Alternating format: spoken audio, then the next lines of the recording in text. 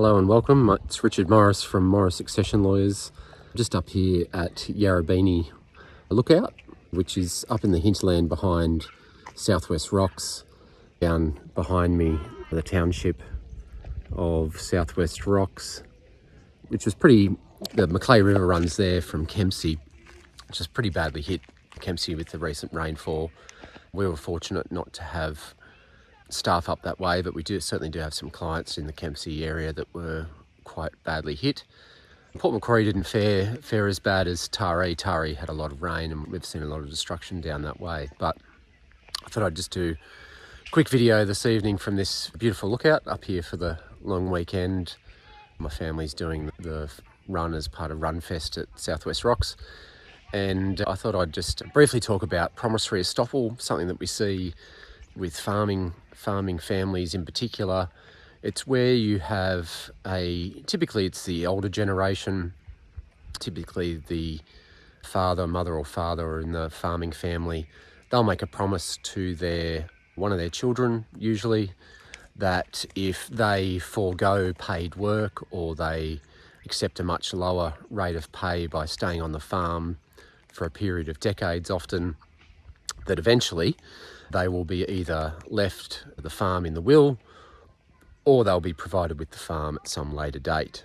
Now, these types of promises, you will often come across them being just verbal, which does make them quite a difficult type of claim to litigate, because evidence-wise, you've really only got your own self-serving evidence to show that there was a conversation that took place. The other side of the conversation is often deceased. Other family members may have different recollections, some of which might be self-serving in its own way.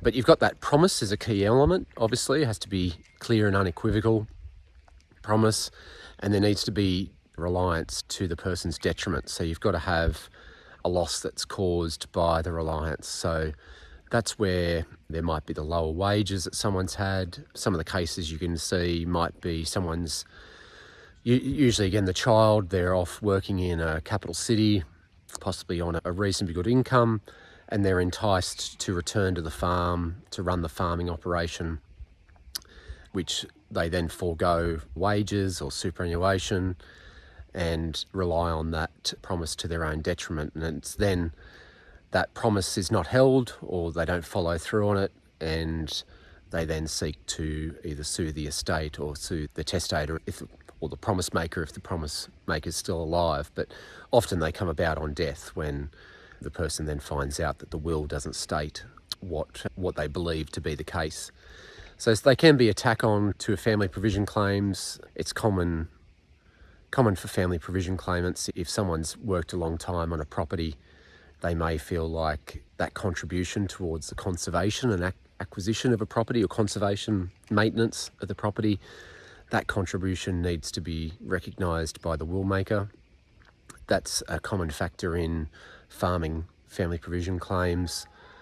Also, just the acceptance of lower wages can lead to the adult child having financial need. But promissory estoppel cases, they're not easy to get up on. As I said, they're often relying on oral evidence, which is not great, and if a judge isn't satisfied on the balance of probabilities that was the promise that was made and that was the cause for the detriment, then they're not going to land your way. But yeah, that's a quick word today. Just wanted to bring that to your attention. Hope you got some value from it. And that's the beautiful location here, looking down towards the Pacific Ocean at Southwest Rocks.